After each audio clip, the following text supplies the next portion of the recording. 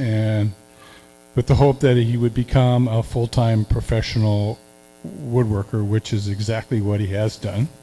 I first met Lorin when I went to Port Townsend and was helping out with a class that my daughter Alex was teaching, and Lorin was in the class, and I was tasked to help him do some inlay on a tabletop, and I was really struck by just his desire to learn as much as he could, his attitude, and really just how enjoyable it was to spend time with him. And then I don't know, 6 months later, I also went to Port Townsend to spend some time with Stuart Wirtz's 12-week furniture intensive, and I was helping out with the chair section, and Lorin was in that class, and by that time it was very apparent that Lorin was going to be a growing concern in the woodworking world. I think tonight you're going to see some impressive and beautiful pieces, but I also think that Lorin is just getting started. So please join me in welcoming Lorin Seeks tonight. Thanks, Tom. Okay, thanks, Tom. Tom's been an awesome mentor to me. He's a great example of somebody who's done this for a very long time and is sharing that knowledge with the next generation of woodworkers. So I appreciate it, Tom. Thank you. I'm going to spend some, can you guys hear me? It sounds a little fuzzy. Okay. I'm going to spend some time introducing myself. I'm going to show you some of the furniture that I've made. And then I thought it would be interesting. I'm by no means the master, but I have been, I won't be for the rest of my life actually, but I've been spending a lot of time steambending lately and doing that on a number of pieces. And I thought it would be fun to just share that journey and share what I've learned so far. Some of you probably know a lot more than me about it, so if you know some stuff, chime in. But I'll share with you what I've been doing. Start with just a little bit about me. This is my family. We're pretty adventurous. I have, as Tom mentioned, I've got two awesome, adventurous, active young kids, a third grader and a kindergartner, Isla and Bo, and my wife Jill, and our big dog Gus. And yeah, we get out and do a lot of stuff. Sorry, this is any better? Okay. We get out and do a lot. This summer we were camping and hiking, and I am a big rock climber and mountaineer, or was before kids. I'm trying to get back into it. And I got my kids out climbing outdoors, which was a lot of fun. And so that's us, and that's really my priority. And I'm going to talk about woodworking, but love to spend time with my family in Port Townsend. But we're longtime Northwest natives. My wife's from Yakima. I grew up kind of in and around the Seattle area, and have been in Port Townsend the last couple of years. And I am a professional furniture maker now. I've done that for the last year. Mostly self-taught, as I'm sure a lot of you are. I took some classes along the way. In Seattle, there's a couple great, small schools where you can take weekend and evening classes and things like that. I did some of those, and then at some point I really had this calling to follow a passion, which is woodworking and building furniture, and decided to go to the school. I spent a year. I stopped my job, took a year at the school, and really decided this was the thing I wanted to do with the rest of my career. So I'm a year in. Ask me in a few years how it's going. Think about it. Good question. It's a small school run by a guy named Jonathan Cohen in Seattle. Yeah, he does evening classes. And then Pratt's a larger community organization that really has some awesome just beginner courses that I took along. A great resource. As Tom mentioned, I haven't always been a woodworker, or a professional woodworker. I've done it for a long time. But most of my career was in logistics, supply chain, transportation. I started in the military. I was a captain in the logistics corps of the Army, and I did that in a bunch of different ways for a bunch of different companies on the civilian side as well. Got an undergrad at University of Colorado and did some graduate work at University of Washington. So it was a little tough to give up that much momentum to come into furniture making, but sometimes you just got to go for what calls you in life. By the way, as I'm going, if you have questions, just put a hand up and we'll keep it casual. I'm a full-time furniture maker. I'll just read this for those of you that it's really small. Seeks Woodworks is dedicated to the art and craft of fine furniture design and construction. I approach every project as a unique opportunity to apply classic woodworking techniques and joinery to modern aesthetics. Built to stand up to the rigors of daily life and the seasonal movement of wood, this is heirloom furniture that will be as stylish and sturdy 100 years from now as it is today. Yeah.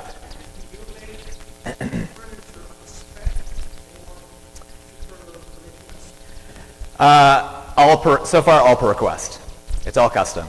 I would like to get to the point where I have a balance, I think. Custom furniture is really fun and very challenging, but it also takes a long time, and it's not quite as efficient. So my goal is to develop a line of furniture that I can have alongside of doing custom work, but really then I can dial in some of the efficiency too.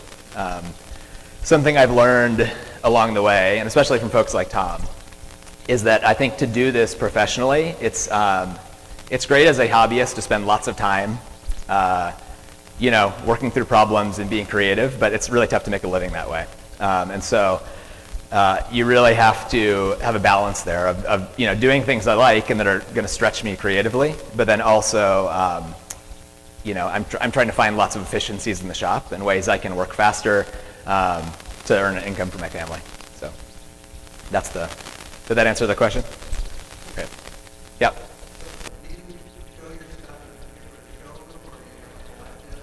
I've been experimenting with that. Unfortunately, they're closing their doors, but Bainbridge Arts and Crafts, which is a studio that's been around forever, I was an artist member there and showed some stuff. And then I've done shows at some festivals, Edmonds Arts Festival, the Port Townsend Woodworkers Festival, the Bainbridge Studio Tour. I've entered some things. I had a show over in Pennsylvania that I got a piece into, which I was really excited about. Tough because it's not really the local market, but the piece sold. So I'm experimenting with a lot of different ways to get my stuff out there and market myself. And most of it, honestly, has ended up being word of mouth. From the shows, sometimes I'll get somebody that follows up for a commission or something like that, but a lot of it's been people seeing my stuff or talking to somebody else and then they reach out and talk about a commission. So that's, but always looking to find out new ways I think as a craftsperson, and one that's early in my career, I'm really trying to sort of throw a lot at the wall and see what sticks, get stuff out there. I put this picture on because part of what I do is a lot of handwork.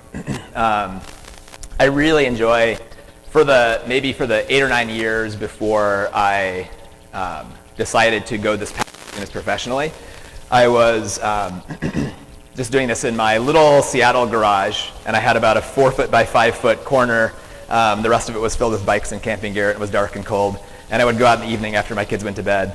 And so all I could do was hand tools because I didn't have space for machines. And so I got very proficient at hand tool woodworking. And that's still kind of my love, actually.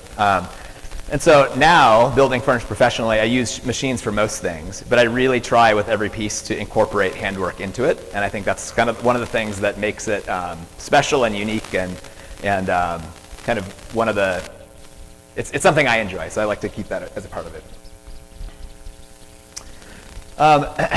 For me, every furniture maker has different, and I think one of the challenge that was put out there was to find influences to make something. And for me, it's really been the things that are functional, simple, minimalist, clean in design. I especially love shaker work. I I think it is really boiled down to sort of this perfect functional object that's also incredibly beautiful. And then Danish Modern, that design style took a lot from Shakers and then made it a little bit more organic and more sculptural. And so those are, hopefully, as you see some of my work, you'll see some of those influences, and then of course some of my own aesthetics in there as well, I guess.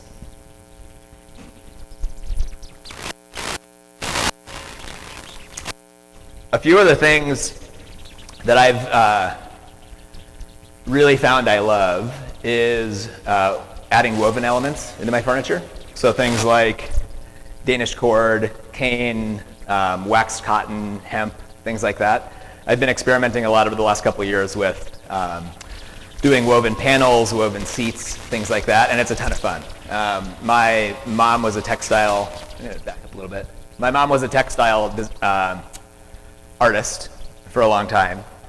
And I think as a kid I didn't care that much about it, but as an adult something must have soaked in, because now I really love it, and I love how it looks, and I love doing it. I love the weaving part of it, and it's been a ton of fun. See that in some of my work as well. Another one is bent or bent components and turned components. I think it adds some really unique sculptural elements that you can't find in especially in casework and things like that.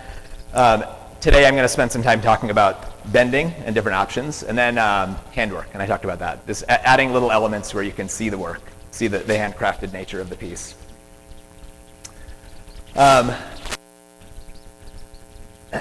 This is one of the early ones I did at the school. It's a pair of side tables in ash. It was for my own home. This one it's all ash, and it looks very some beautiful olive-colored heartwood, and then some nice straight-grained rift-sawn wood for the legs. I put in a functional shelf below that's slats with, and this is where you can see some of the handwork, the wedge-through tenons of those slats. Which, when you do two of these and have that many slats, it takes a long time to do all that. And here's some other photos of that one. I like this one in particular. You don't see it here, but this drawer pulls way out, and I learned a cool trick to let the runners continue way past the end of the shelf. So when you pull it out, you can pull it all the way to stop, and it doesn't fall out. Yeah. I did. Yeah. Yeah. Thanks. For a single drawer like this, I would, or two drawers, I'd hand cut it. You'll see a piece in a few minutes that was 15 drawers and 2 doors in this credenza, and it would have just taken too long. So I did those on the table saw. This is a table that I really love, and I loved building. It incorporates sort of the simple line, flowing lines I really like, and some woven parts to it. This I wanted to show because the stretchers on the bottom that support that shelf that are kind of in tension with each other, it's a curve that I made with bent laminate. And then I also used the same curve for the apron on the top, or on the front. Excuse me. So it's just flipping, it's using the exact same form, the exact same process, and flipping that around for the design. This was also one that I really wanted to try using a local wood.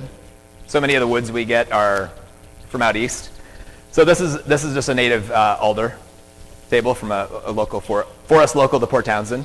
And I thought it was a lot of fun. It's a really great wood to work with. It's softer for sure, but it was gorgeous, and it has a really nice luster when it's finished. I also thought this is cane that I did the weaving with, and this is a hand woven cane, and then I wrapped. So I did sort of a complementary wrap on the side, and I thought those colors worked really well together.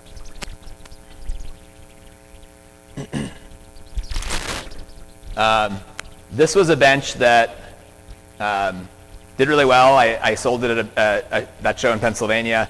It won some awards. I was really thrilled with this one.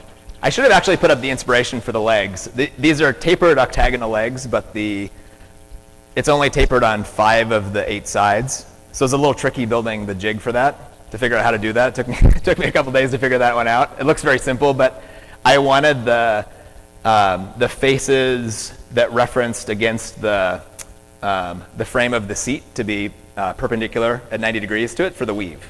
So whenever I do a piece with a weave, a lot of it's figuring out how the weave is going to look and how I'm going to build a frame that I can weave onto. And so this was a unique challenge to do that, but I sort of carried that theme through with the vertical supports for the backrest are also small octagons. They go up. And then I used some brass rod that I patinated, so basically quickly aged it. And that's what you see as sort of highlights in the front and then some of the exposed tenons in the backrest.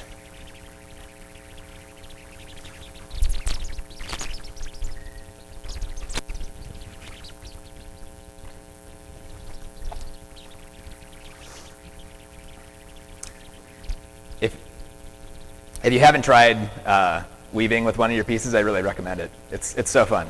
It's really awesome to do, and it's kind of meditative. You can sit there and I actually don't do it in my wood shop. I go to my living room and I clean a space on the floor and I just put on some music and have a beer and I can sit there and weave. And normally a seat like this takes about it would take a full day, but your hands get tired, so it's 8 hours, 9 hours of work. But I'll spread it out over a couple days or evenings. This was a record player console that I built. I was super inspired after building a Windsor chair. I really loved the construction method of building the Windsor. So you'll see that the undercarriage of this piece uses the same techniques as a Windsor. It's turned legs, and I basically floated the case on top of it.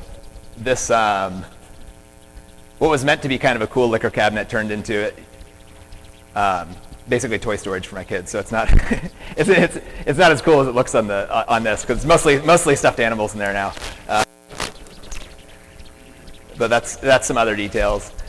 I used one little nod to it. I used the Danish cord for the stay for that door that comes down, and the sides open up for record storage, and then the top tilts up this way, and there's the record players inside. Here's one. This is a bathroom wall cabinet, and I did woven hemp door panels in a slightly different way. I had to really experiment quite a bit with how to build a frame and keep it thin because these are doors that slide. They're on slides and they slide past each other. Oh yeah. Okay. And so I actually wove it initially in Danish cord, put it all together, and I was very excited about it. And then I went to, and I couldn't open the doors. So it was like maybe an eighth too fat. And so I ended up unweaving it all and reweaving it in hemp cord, which is thinner, and that was perfect. It has a slightly different, but in the end, I really liked it. One in the back.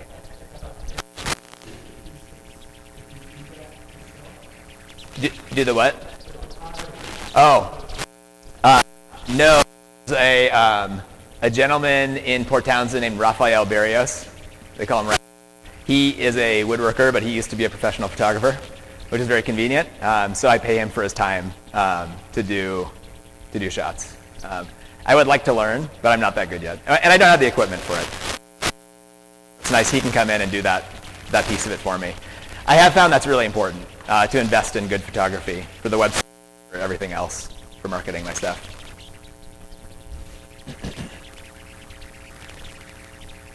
A few more shots. This I hang it on the wall with a French cleat. And so when you look at this, there's about a 5/8 inch space between the side frame and those the back panels, and inside that sits one member of the two-part French. So that's how that's against the wall. And then I've had some fun. I've done this on quite a few of my pieces where I really like to do my own pulls. And so the pulls on those drawers were ones that I designed and made myself, and I've tried to do that a few other times, and I kind of enjoy it. It gives it a really unique, personalized touch, I think, to do that. Bandsaw, spindle sander, spoke shave, all sorts of tools, but it almost always starts with a bandsaw, or me drawing, making a template or drawing that out on a block and then kind of cutting it out. Yeah. I do them all myself. Yeah. One-man crew right now, yeah. Yeah, maybe, I think when the kids get older, they're definitely gonna, at least sweeping in the thing. I can have them sand.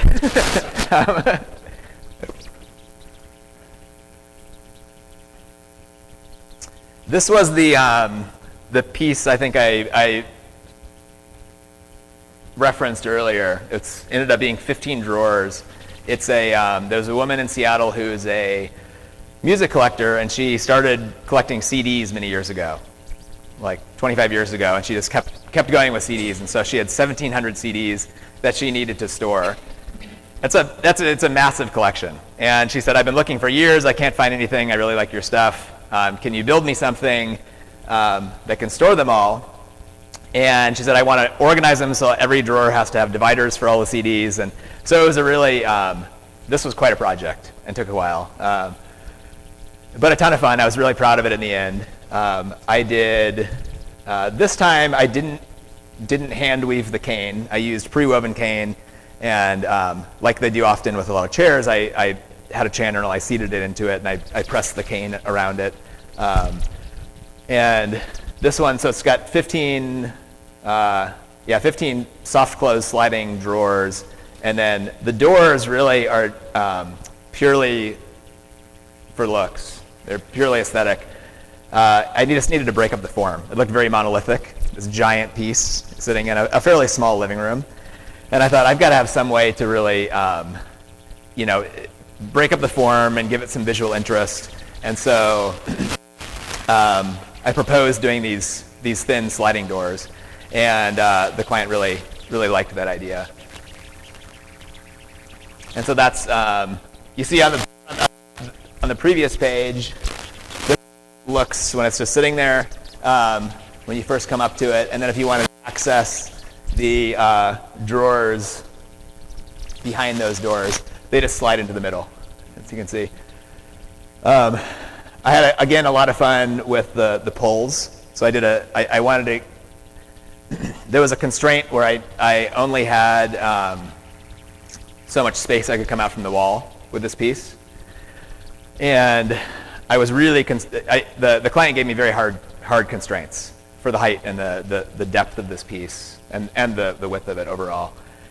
And so to put these doors in and get enough storage, and I had to get really specific about how many CDs I could fit in each row and how many drawers, I had to keep these pulls really close into the drawer face. And so I ended up routing a recess and then designing a pull that would basically sit into the recess, that you could reach your hand to the recess and get your fingers under the pull. And I tried to sort of repeat if you look along the bottom apron, it's a subtle angle, and in the doors there's some subtle asymmetric angles, and I tried to repeat that in the pulls as well.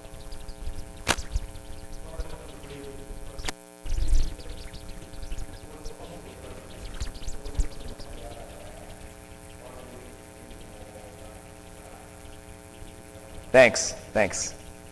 There's a lot of laying out boards and trying to figure out the grain pattern. The only thing I really used something with along the top row.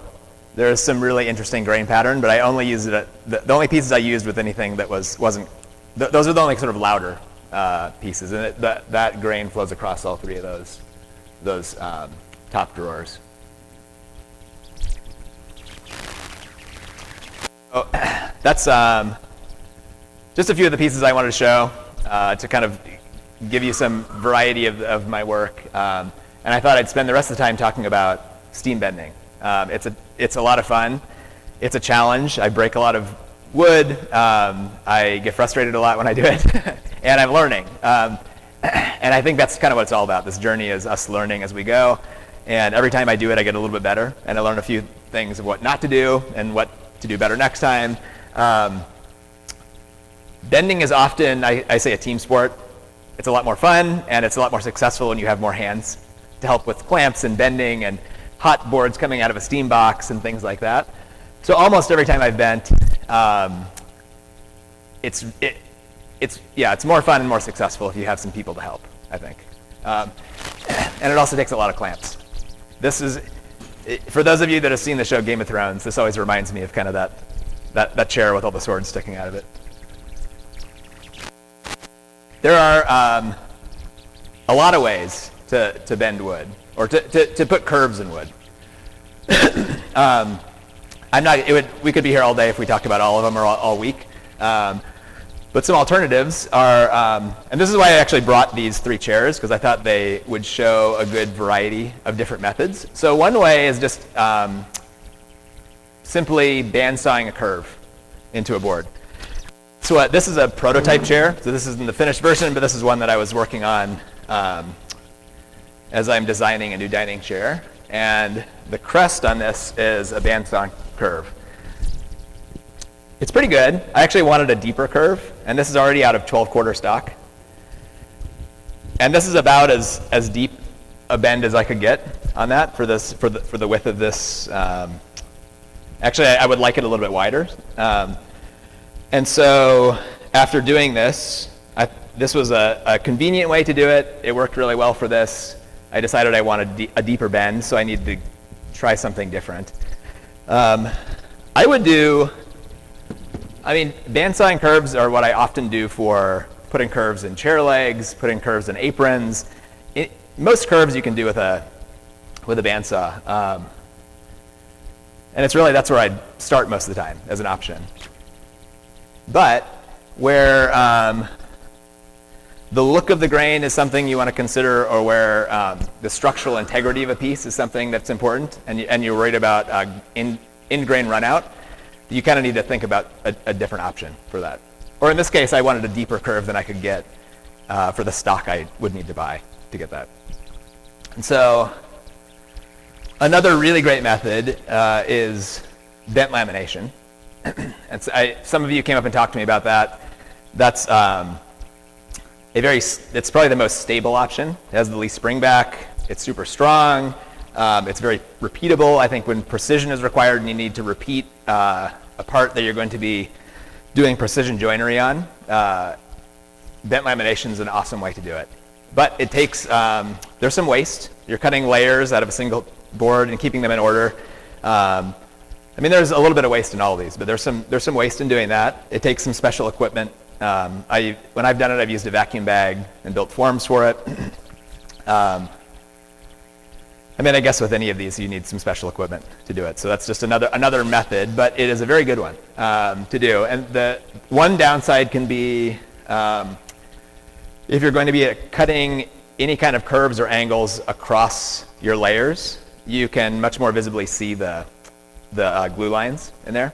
So I might choose not to do that if I was gonna do anything sculptural where I could see that more.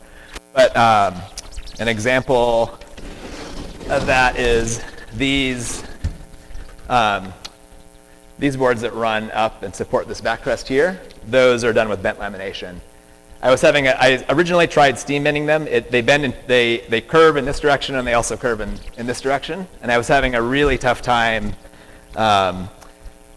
doing that with steam and having it be repeatable and consistent, having these two be the same. And so I tried it with bent lamination, and it worked quite well. And I think if you came up and looked, you would be pretty hard pressed.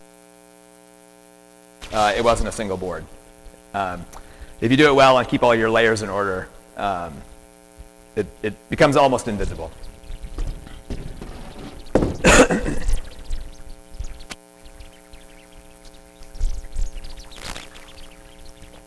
And then the next one I'm going to talk about and spend the most time on is steam bending. Can I just get a quick show of hands who's tried Steambending before? Okay, a few folks. I'm sure some of you, again, are very experienced at this, so chime in if I'm missing stuff. But really, I broke this down into 3 basic categories of steambending. So the first one is formless. You're doing something sculptural with thin wood. You can literally take a thin piece of stock out of your steam box and bend it over your knee, bend it with your arms, bend it over a table. That works really well if you're going for something organic, or you're wanting to do a kind of a sculptural piece. There's, it's really quick. Another sort of hybrid of that is hot pipe bending, where you're also taking thin stock, probably wetting it, putting it over a superheated pipe, and like basically working a bend into it, and it's heating up the wood as you go. I'm not going to talk too much about that. I haven't done that too much. I've played with it, experimented with it, but nothing I've found a use for yet in furniture. Then there is free bending, which is kind of a hybrid. So free bending, we're using a form at this point, but not a strap. And I'm going to talk about what the strap does next.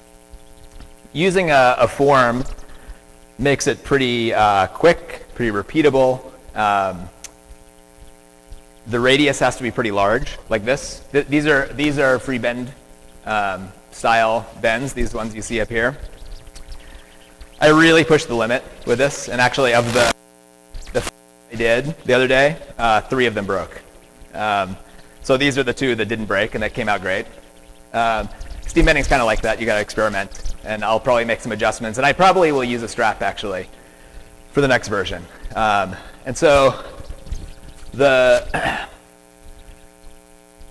I think one of the disadvantages of doing free bending, and it's okay because you just plan for this, is you get more spring back. And spring back means that we bend the wood, and then once you take it off, it's going to want to go like this. There is something between the cell walls. If you imagine in wood, you've probably heard this analogy, a bunch of little straws. What's between each of those straws, those wood cells, is something called lignin. And when you heat up lignin, it basically plasticizes. It gets very soft. And that's actually what is allowing those wood cells to slide past each other or compress into each other. And so when we heat it up, it's wanting to move, but then if it's too shallow of a curve, you're not actually stretching it enough, and it kind of it sort of wants to move back into place where it was. So with these ones, I bet when I take it off, each end will raise up maybe an inch, maybe 2 inches on either side, potentially. And I kind of wanted that, so that's okay. I made this a little steeper than what I was going for, expecting some spring back. The most, actually I should show this. This is a very successful example of bend over a form. It's really gorgeous curve that, with no breakage, that followed this radial sawn piece of elm really nicely.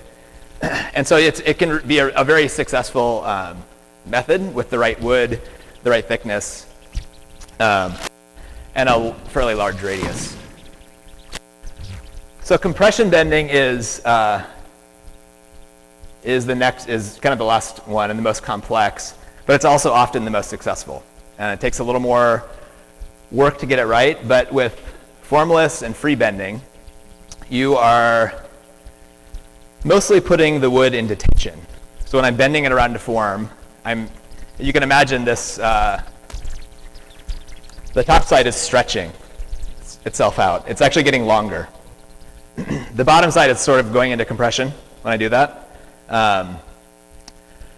Wood typically only in tension can withstand about a 1%, less than 1% change before it'll break.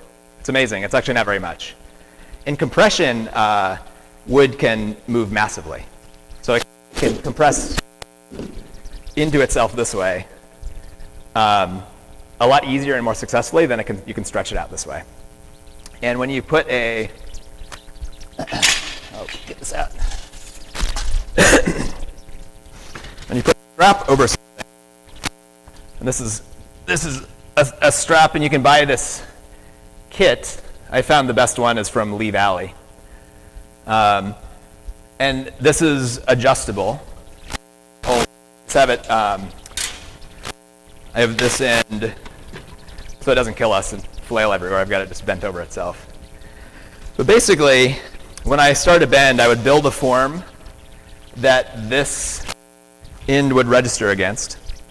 I would adjust this so that the two end stops were tight against either side of the board. And then when you do a bend, and you can still do it over a form, so you now have a form supporting the concave side of the board, and this strap supporting the convex side of the board. It's actually putting that wood into compression instead of tension. So the outside is no longer in tension, and it's much, much less likely to break. And the crazy thing is, like when I do this bend, I'm adding probably like a couple inches to the overall length of the outside of this board. I do a bend, and you can see that I did this one with a strap. The outside is actually staying the exact same length as when I started. So it's keeping it in compression, staying the outside, and the inside is actually shrinking in length. So it's the opposite of what's happening here. Yeah. It's better in all fronts. There's less breakage. There's less spring back. Yeah. Anytime you're doing a bend in compression, it will spring back less than a bend in tension, like this. So you can build a form that's closer to the final. You're still going to get some, but you can build a jig or a bending form. A bending form that's closer to the actual shape that you want to end up with. And honestly, I think if I had done these bends, so this is the bending form, this is the drying form, because normally I want to do a few, and after about an hour I can take one off, quickly put it on the drying form, and then I've got my bending, do another bend. And I'll space out the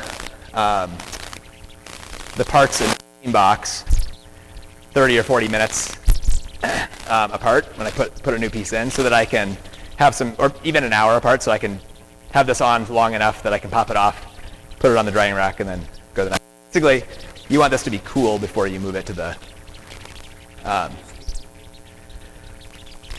I'll do that in a second. I'm going to do that in the next slide. So that's why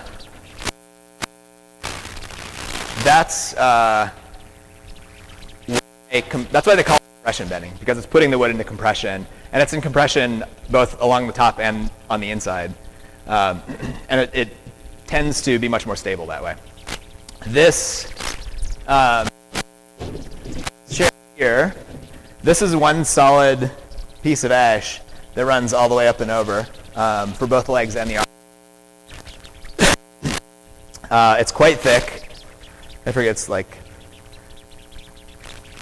I think I started like an inch and 3/8 maybe, and now it's closer to an inch and 1/8. This was a pretty hard one to do, and this was done with a strap. And in fact, I think I have a picture of that one. This is that one there on the right. It's a ton of clamps. It was a plywood form. Often, you can do things like drilling holes into your form for clamps, but the easier and often more successful way is to actually make the interface parallel with the wood you're bending as much as you can. It gives you way more clamping options. And there's so many, because sometimes as you're clamping, it'll be running, and then you'll have a part that bows out a little bit, and you throw a clamp on it, and you go again, you have a part that starts bowing out again, you throw a clamp on it, and so I ended up with like 20 clamps on this. But it worked, and I got super consistent bend in a really thick piece of stock that was virtually identical to the next one I did, and which made the joinery much more accessible. Yeah.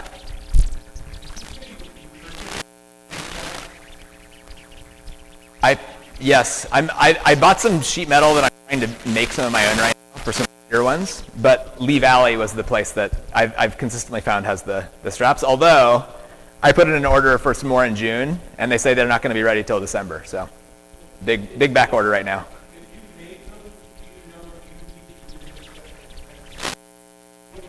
Yeah.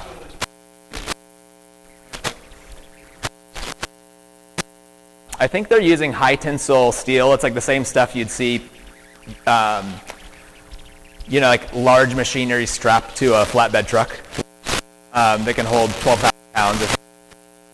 pounds per strap. Normally, I've seen, you can actually buy coils of strapping from like Uline and other places. I haven't tested those, but I think that would work just fine. And you can get them in 1.5 and 2 inch widths. Probably more than you need. I think it's a pretty big coil. I think the standard thickness is about a 1/16 of an inch. And I don't really actually know. Some people say use cold rolled steel and some use hot rolled steel. I actually don't know. I don't know which is better. I think cold rolled is less flexible, maybe stronger. I couldn't tell you that one though. But there are some options out there if you don't buy. The nice thing with the Lee Valley ones is that you can actually buy it as a kit. You have to build your own wood handles, and you can do it with whatever you want. But it comes with the this piece that lets you adjust the end stop a little bit, and then the strap comes pre-drilled, which is pretty handy. So you don't have to drill all of those evenly down the whole line of strap. Did you have a question?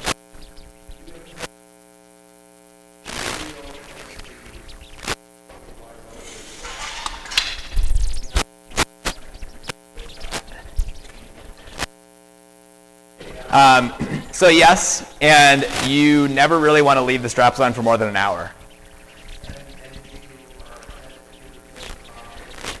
Yeah, but this is a chemical reaction, and so but if you go about a 1/16 of an inch thicker, maybe a little fatter than that, you'll sand through it. Yeah, so this is pretty surface level. If you left the metal straps on longer and it was damp, that would continue to soak through further. And so really, when you have a bending form with the straps on, I would say at a max wait an hour, and then take those straps off so you don't get, so that sort of tannic reaction doesn't go deeper, and immediately move it to, it will start moving again, and it'll get pretty hard to get onto the drying form. So this is another one where having a second set of hands can be helpful.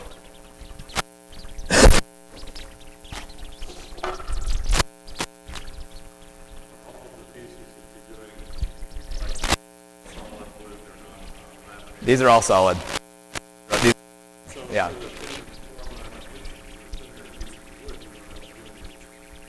Nope, you don't. There's an exception to that. If you were going to do a particularly small radius curve, sometimes you're doing that beyond even, because when you're doing dent lamination, you're doing that cold. And so even with thin stock, you're gonna crack it sometimes. And so you can actually do a hybrid one where if you wanted to do a pretty severe bend, you could actually steam it first to pre-bend that to get it close to the shape you want. And then once it's close, you're probably not going to crack it at that point. And then you could put it onto a form and glue it. But it's a lot of work. Yeah. Yeah.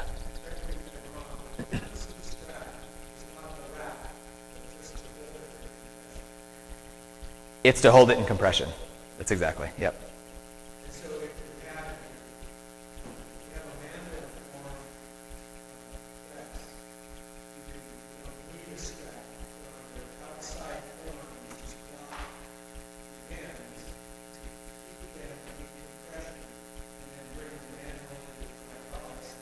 Maybe, although I think use a strap. Strap is on it from the beginning, and so you're starting at that original length. And as you bend, as soon as you start to bend it, it wants to start to get longer, and it's keeping it from doing that. It's keeping it. So if you have an 20-inch piece, it's going to stay 20 inches as you come around like this. If you had, you could probably figure out how to do it. I think if you had stops, you would have to have those stops follow the piece the whole way down. I mean, yeah, there's probably some weird way to do it, but yeah. I don't. I've never tried that. Is that something that you've heard of?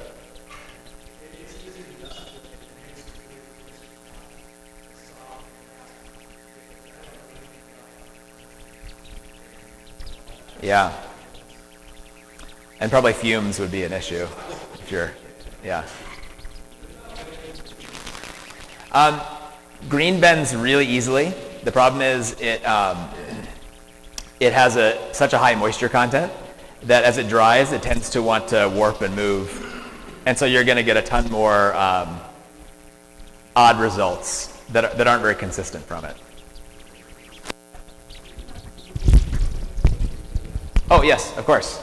Yep, I will. Okay. I've been getting a lot of good questions, and maybe the next two slides might cover some of this. So some quick notes on wood selection. In terms of the cut of the way the wood is milled, flat sawn actually is most successful. Radial can work very well also. Quarter sawn is very hard to bend and often will break. Also, I don't think I put it on here, but ring porous hardwoods, especially things like ash and white oak and red oak, bend tremendously well. They're like the perfect woods for steam bending. Cherry is actually cherry's a mixed. Like I've had a lot more breakage with cherry. I've had lots of success with ash and with oak. Cherry does really well under compression. I think the reason I had so many breaks when I did it, when I was testing these, was that it's kiln dried wood, and I'm putting it in tension. And cherry doesn't do very well in tension. But it does well in compression. So I think if I put straps on, that'll solve the problem. The next one is grain run is an issue. You really want as straight a grain as possible, and what I mean by that is you should see those grain lines run from one end of your board all the way to the other whenever possible without running out into the end of the board. And when you do, and don't select very, as soon as the grain runs out, this is exactly what happens. And this is sort of at the apex of the curve. And so imagine as soon as this is going over this form, and I'm bending that spot. As is things like knots, changing grain, things like that. You really want pretty perfect, hard to find boards, but yeah. It would probably be pretty hard to bend, yeah. Tropical hardwoods are typically hard to bend. Figured stuff's hard to bend. Doable, and I think in an industrial setting, probably more doable.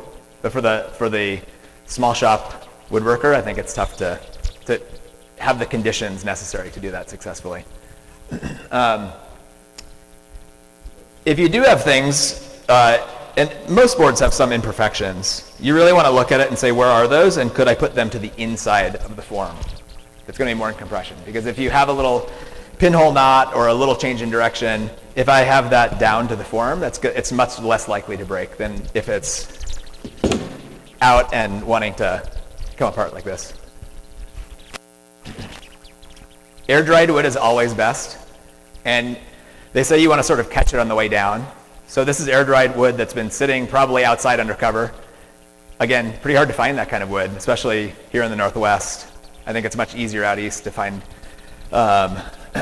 local sawyers and things like that would have that. But a moisture content of 15 to 25 is really what you're aiming for, with about 20% being the optimal bending moisture content, and having a moisture meter is really helpful. It was at like 8% when I did it, and I soaked it for 4 days. It probably didn't bring it up that much because that's pretty surface level. It was success. I think if this had been air-dried wood with a higher moisture content, it would have I would have had a much greater rate of success with these bends. I was talking to a gentleman earlier. Edensaw sells something called bending oak, and what they mean by that, it's just air-dried oak instead of kiln-dried oak. When the kilning process really sets the lignin,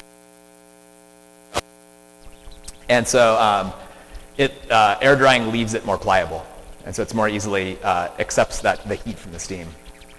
And then there is, at the end of this presentation, I have some references. There is a book that first came out in the 70s, and they've updated it, I think, just 10 years ago, called the Woodbender's Handbook, and I've got the information on it.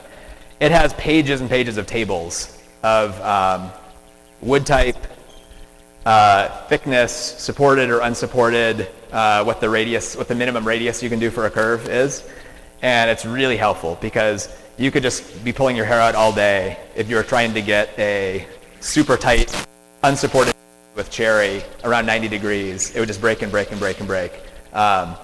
With this chair, I those tables successfully, and I had too tight of a radius. Ash bends really well, but I should have just looked at the table from the beginning because basically instantly I was successful as soon as I looked up what I could do and couldn't do. It increases your chances of success a lot.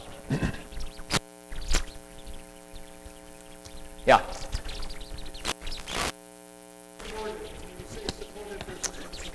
Thanks. Great question. He asked supported. When I say supported versus unsupported, in those manuals, supported means using a compression strap, and unsupported means what I'm doing here, which I still have a form, but I'm not using a strap also, so I'm not putting it into compression. What they don't mean is like this kind of thing. That's really thin stuff. Real general rules, you don't have to remember all these. I'll give some references for some really great articles that tell all of this stuff. But steam is, at regular atmospheric pressure, is 212 degrees. Your steam box should hold at least 202 degrees consistently. Sometimes that means putting additional steam capacity into your box. And the smaller box, the stuff you're bending, the better. You don't want like for an piece of wood that you're bending. Let me show you this real quick. This is a steam box I built pretty quickly. The base of it has a nozzle that accepts this hose. This is a wallpaper steamer. It works super well. You just plug it in, and in 15 minutes you have steam. I did something that the manual says you shouldn't do, which is take off the rubber valve in there, so I can actually refill it with a hot water kettle as I'm going, and then you just plug it in and it keeps steaming, and you can keep this going for hours actually.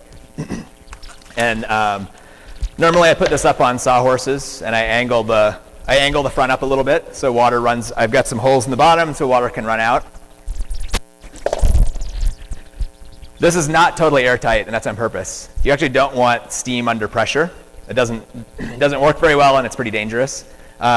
You should see some steam, some small amount of steam escaping from the box. And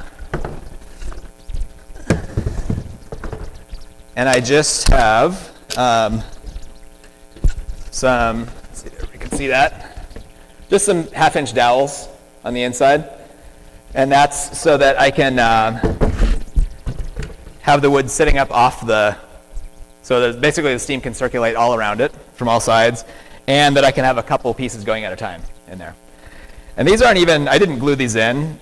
The first time I ever used this, I had them, they were just loose in there, and then they expanded with steam, and they're stuck ever since. So that's all you need. And this is just a gasket, but I didn't want to, it's not quite sealed all the way. Pretty easy to open and close. And I put one on the back as well, because sometimes with you need to access from either end. I've seen some boxes that only open from the front, but if you lose something down at the end, it's really hard to get, so better to be able to access it from both sides. I actually didn't do it on this, and maybe didn't help. Normally, I probably forgot. I just break the edges. Just put a little 16th inch chamfer with a block plane or on your router or something like that, real quickly. It tends to minimize if you break the edges a little bit. It tends to minimize breakage and tear out right along the corners there. I've found that anytime I try to be conservative with wood, it doesn't work. If I am making a bend that is 20 inches and I make it, 22, and I'm using a 22-inch board, it's invariably not going to. I just don't have enough leverage, and it's going to flatten out at the ends, and I'm not going to get the curve. So with a piece like this, what I need is actually right here. And I actually marked that on there, and I marked my center line. And I follow that center line through my steam box, and I mark it, which side I want out, so when I take it out, I can move quickly. And I try to center it, and I center it on this. You can see that it starts to flatten at the end. But that's okay, because I'm going to cut that off. And so if you plan for that, so you basically every time I've been conservative or cut it too short, it's come back. I ended up wasting more because the piece doesn't work.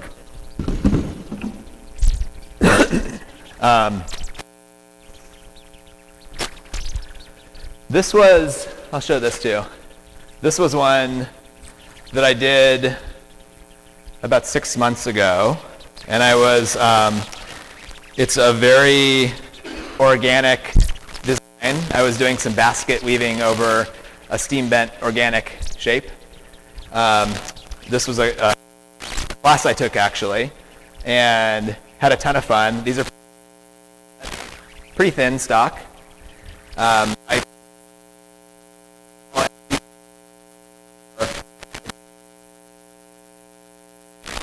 And I built a small form. I built a form with lots of supports because to basically be able to take it out when it's this thin, you have about 30 seconds to bend it. So I built a form where I could just pop it in and bend it around with supports, then lock it, and that was it. And it was pretty quick. I cut it out of. I drew a shape and cut it out of plywood, and drew a matching shape. And I played with the design a little bit. But I want to do, because I've been doing weaving, I thought that would be a fun evolution, and I'm trying to figure out how to do maybe more of this with furniture. We'll see.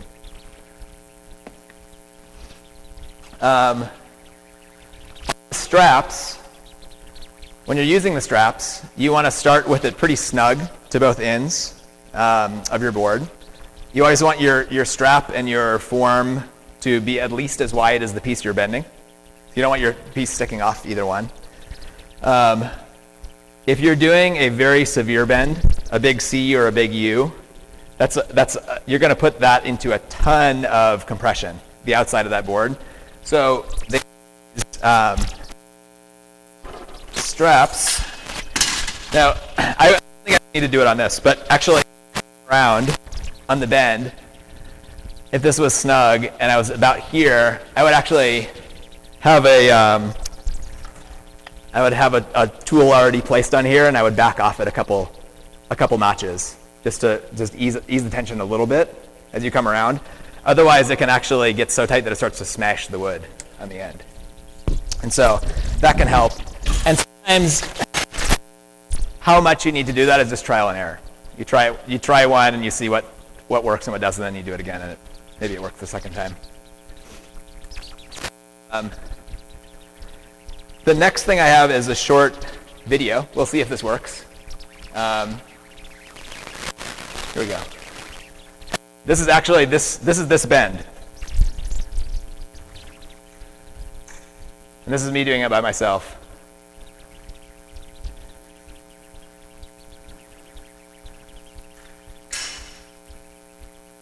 You can actually, it's really cool. You can feel the lignin giving, and you just kind of go with what it feels like as you go. And you can see I'm just able to do that with my hands.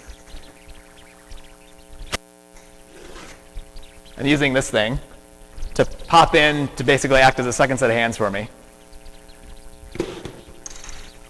And then I've got all my clamps lined up on the other side with some clamping calls. And I just start at one end and I'm going to work my way around. And I try to work pretty quick when I do this. Yeah, this would be way better with like 2 other people, really.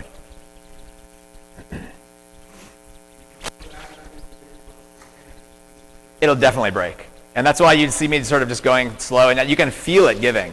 And so if you go past that feeling, it'll break. But if you sort of just feel it and it gives and gives and gives, and then you can make the...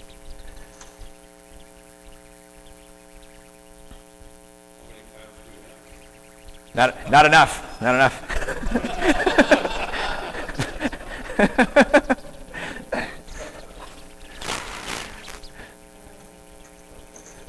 You set me up for that one. That was good.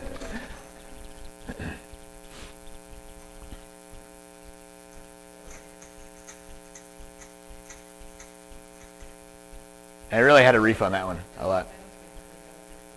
Yeah. And honestly, I could almost use one more clamp at the very end. But that's a good example of, you know, when it can work pretty well. There was 3 failures before. I just didn't show those. What's the difference between your bending form and the drawing? The bending form is much heavier. This is a completely solid block with, I think, 8 layers of ply, something like that, to give me about 6 inches of width. So it's super heavy, but it really has taking a ton of force.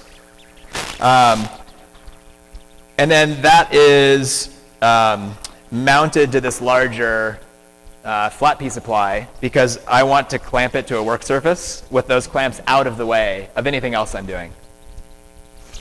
With this, it's hollow on the inside, and I just have a few just construction lumber 4x4s that I cut to support it because I want some airflow in there, and I also want to. I just don't need as much material in this. But is it absolutely necessary to move it, or can you leave it just on the one? This one I'm leaving. It's just because I did multiple bends. Okay, so you have a second one primarily so you can kind of keep the flow going. Exactly.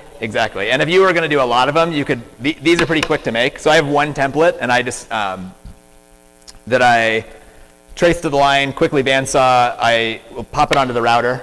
I'll just screw it in real quick and route to the shape. So this shape is exactly the same as that shape, but they're just lighter weight, and there's some airflow and things like that. And it just helps me because I knew this particular round I was going to do 5 of them because I'm experimenting with some different shapes of the backs. I wanted to be able to do one, transfer it, do one, transfer it, do one, transfer it. But this is on the original form, so it'll dry just fine that way. I have show and tell here, but I think I already showed all the stuff that I was going to show. This is. Let's see if there's other stuff. I think I've kind of gone through most of it. When building the forms, really, I start with it on. I use a big drawing bow, so for like and I'm doing it on paper first. I've got a big roll of paper, and I'm kind of experimenting with different shapes that I want. And I'll take that over to the prototype chair I'm working on and look at it and see if I like it. And this was too short, and it was a little, the form was a little wrong, so I went back and I made this one. I decided to make it a little longer and have more, and a little bit more curve. And so it's some trial and error, but and it takes some work to build the stuff you need for a successful bend. But once you have it, you can do that. You can repeat it, and it's really, really dialed in. And then this was like I just threw this together actually while the first board was in the Steam box because I thought, I'm going to need something to hold my piece, and it's I wouldn't show that to anybody else, but that's like, it's just rough and ready. Pop it in to place. It holds it enough for me to get around to the clamps. I've got some resources I'll talk about in a second. Any other questions or stuff you want to talk through on these things? Yeah. Yeah. So, let's take the chair back on the far left. Yeah.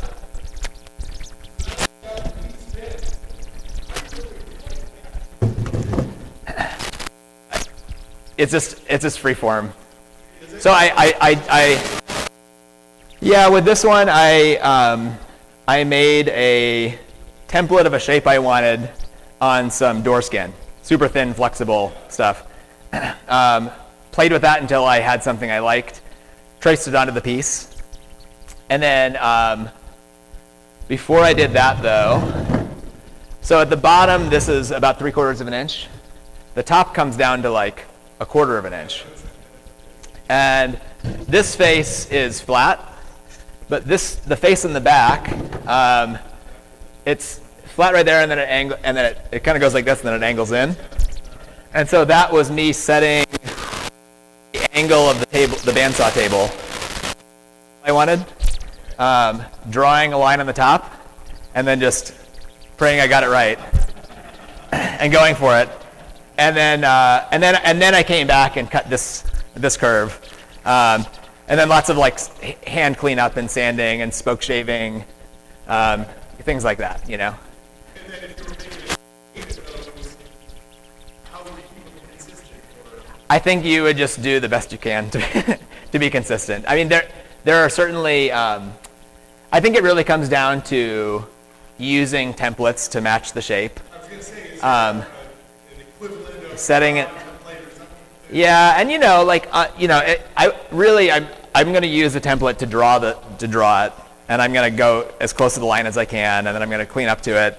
With an angle like this, you could actually build a form on the bandsaw that you could clamp to it. That's that same radius with an angle on it, and then you could just run each of them through like that. So there's probably ways you can make it a little more repeatable, I think. And actually, I'm doing a set of 8 chairs right now, and actually this is like kind of the final piece of me working out what the crest is going to look like on it.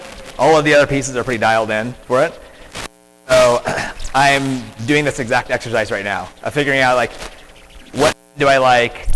I'm going to take these and try some different shapes with them. I'm going to test that out and then try to, whatever I end up liking the most, I will figure out how I can make that as repeatable as possible. But sometimes it's just getting it really close. And then most people wouldn't notice the difference. It's a little off.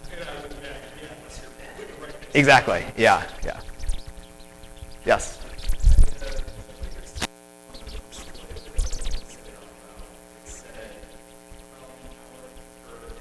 Oh, thanks. The question was length of time for soaking in the steam box. Thanks for asking that, because I probably breezed past that. The general rule, and sometimes you have to test this, and it depends a little bit on the wood species, but for air-dried wood, it's an hour per inch. So if it's 3/4 stock, you do 45 minutes. If you are doing kiln-dried stock, I would add, for every hour, I'd add about 30 extra. If you can oversteam. People are like, why don't you just keep it in forever, and it gets super noodly. You'll get a bunch of compression, basically little divots and dips. It basically crushes in on itself at that point if you oversteam. So there's a balance. You don't want to oversteam it, or if you do that because you have to do it to get the bend, you probably need to start with 3/16 or 1/4 inch thicker stock than you would otherwise use it, and then be able to sand all of it out. What else was I going to say about that? The other thing was I mentioned this, but with air-dried stock, it has consistently, and this is I think pretty much universally accepted, that it just bends a lot better than kiln-dried stock. If you have kiln-dried stock, what I've been doing, and I just learned a new technique that I'm going to take back and try, is I would just soak it for like a week sometimes in a bath of. Sometimes I'd make a little frame, line it with plastic, put my wood in, put another plastic over it, and put some bricks on top, and just let it soak before putting it in the steam box. This guy, Brian Boggs, who writes pretty often for Fine Woodworking, and he's an excellent chair maker, a very accomplished chair maker. He's using kiln dried. He actually pre-steams the wood for like an hour, lets it sit in the box overnight, and then soaks it for 3 days to try to bring back moisture content into the wood. So I'm going to try that next time if I'm doing kiln dried. But whenever I can, I would try to get air dried. It's just hard to find sometimes. Yeah. On your top basis for the chair, do you use this is to be paper? Do you drill your holes first, or I drilled the holes after. If you bend with the holes, they would crush in. They would deform, I think. It's really tough to do that. So often you have to do joinery after. Something that I've found for frame chair, this is a different style, but for frame chairs like this or like this, where you're typically doing some form of tenon, there's actually a machine that I use that I bought from Tom. I call it the DeLisi mortiser. I think that's, I don't know if that's the official name, but the DeLisi mortiser. It's a horizontal mortiser. It is an awesome tool for doing joinery on weird shaped, angled, curved parts. You can mount your piece on the table and you want, and you're bringing your spinning, bit to that. And so for these chairs, these are slip tenons that I'm putting in. So I'm making my own tenon stock. That again, I got that technique from Tom, and it works really well for chairs. Other questions? Yeah. Yeah.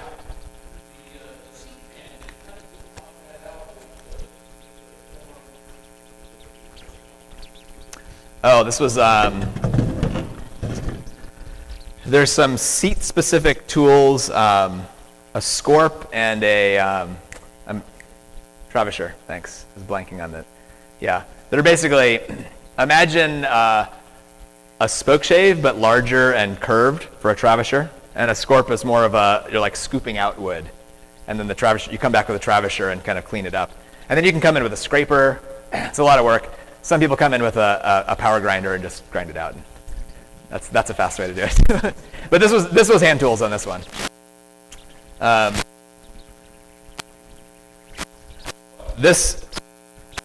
Somebody was asking me about this. This sculptural press that I have on this bend, that was not there for the bend. That would have broken off or been very hard. This was a matching piece I cut ahead of the bend, so I had some I had like color and grain match, and I glued it back on after and then sculpted it by hand. Otherwise, that would be almost impossible to do without cracking it or bending it or breaking it when you get really thin like that. Yeah.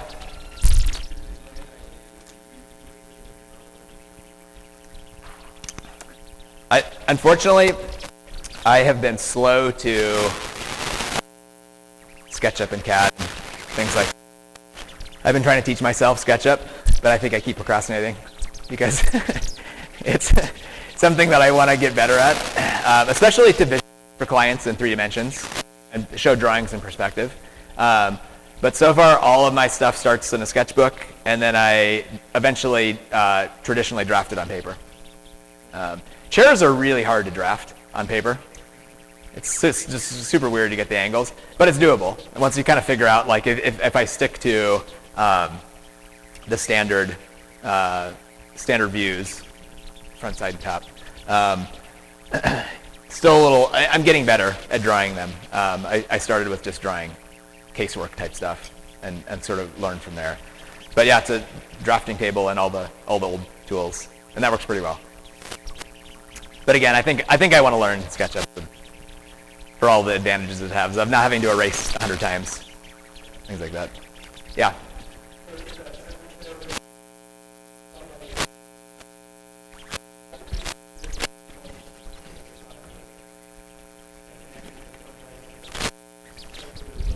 Yeah, this was a prototype, and the next version that I did do it, I started with,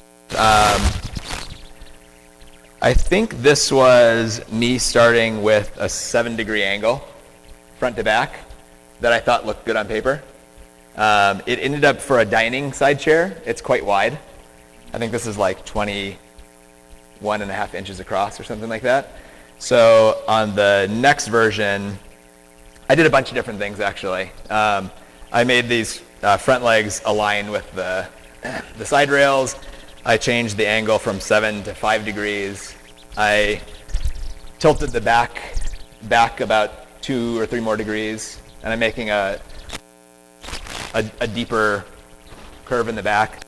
And then I'm doing a few things to make, I didn't totally like how the weave came out at the back here and this gap in the front, so I'm doing a few changes to close that gap with the frame so that it's a little bit cleaner. So the fun of prototyping is you gotta like do this. My wife was making fun of me because I was just sitting here like several nights just staring at this chair for like an hour or two and jotting little notes down, but it's been fun to develop it. But I kind of started with some pretty common chair heights and depths and angles. I've gotten some different books on chair making, and there's a really good book on human dimensions that talks all about how somebody sits and how high it should be and all these things that I use quite often as a reference. So, yeah. Yeah. Uh-huh. Oh. Actually, if you do a really long bend, if you have it, the question was if you're doing a really long bend, similar to that image on the right there. It's a good example actually, where you have a bend but then it goes straight.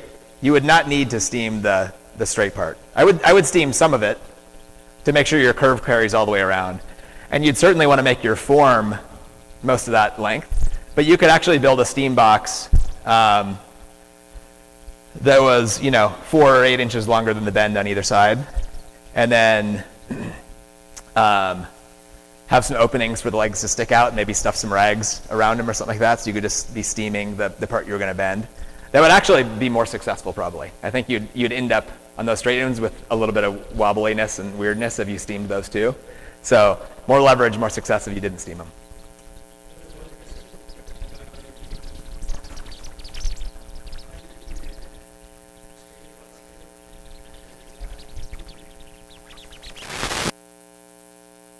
Steam. And let me see if it shows on the form. So the form was flat on top, and I really a lot. It actually wanted to bow out. Yeah, and this didn't. I mean, putting like 10 clamps along the top and really compressing it down into that flat shape did most of the work, but I did come back, I think, on the jointer and actually ran it across and then sanded it to get it perfectly flat again. Yeah. There is still some spring back with a pretty small.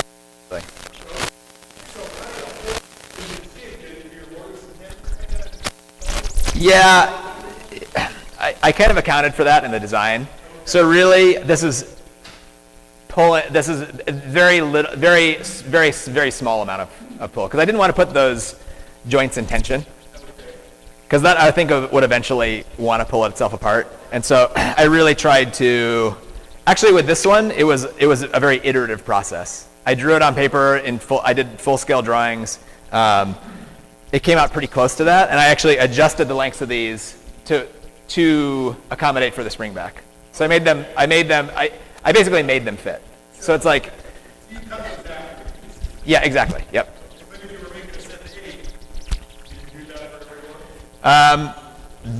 This would be a very hard chair to do as a set of 8. I'd charge a lot of money for that. Yeah, maybe, yeah. Right. Well, that's why I got so little spring back on that one, because the straps on that one. Yeah. Okay. It looks like we're about out of time. But let me show you one last thing. And I think a few of you copy this. Happy if you guys share this. There's some resources, short resources that are super useful and packed with information. On Steambending, woodworking, there's one from Fine Woodworking number 8. You can still find it online. Awesome article. And then this Brian Boggs one, Veritas, which is Lee Valley's, has a really good Steambending manual, which actually has a lot of incredible information. And the Woodbending Handbook, that last one, is the one that I mentioned, the tables in it, for different woods and radiuses and all of those things. And we didn't talk about it really today, but my other love is the weaving piece of it. That has been all self-taught because just not a lot of people are teaching that stuff. This is this I found. It's an old book. You can still find it. Really, really incredible. Has everything you'd ever want to do in this and more. And then a few ones I've got on there that have some really great information. So if you're curious, or you can just give me a call. I've got my card up here. Happy to talk to any of you if you want to email me or call me. All right. And that'll do it.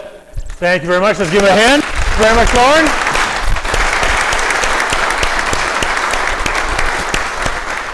And while he's packing up, I have a couple more questions you can ask him personally. And thank you very much for everyone attending. We'll need some help packing up and cleaning up the place. And if you can help with chairs, that would be great and muchly appreciated. All right, folks, have a great October.